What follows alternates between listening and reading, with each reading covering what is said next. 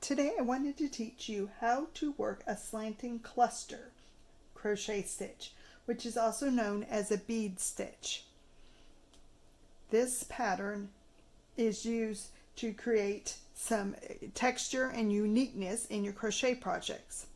So a slanting cluster is always worked around a double crochet stitch. So I've just made me a base foundation of some half double crochet stitches, and I'll chain 2 and turn, and we'll just start by working a double crochet stitch.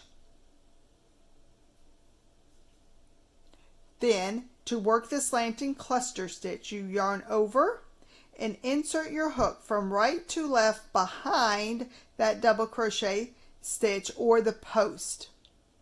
Yarn over and pull it back around.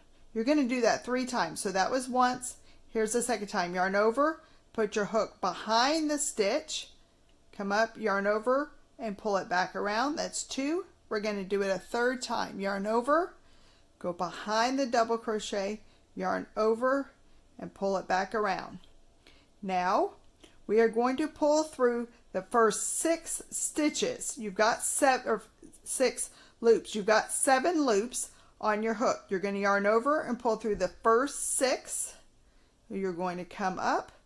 You'll have 2 left because of the new loop. Then you're going to yarn over and pull through that stitch.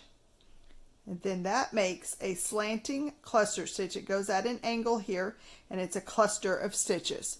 So we'll skip a stitch to give us some space. I'll show you one more time.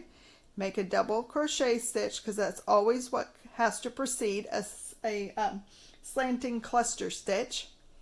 Then we're going to work around that double crochet stitch.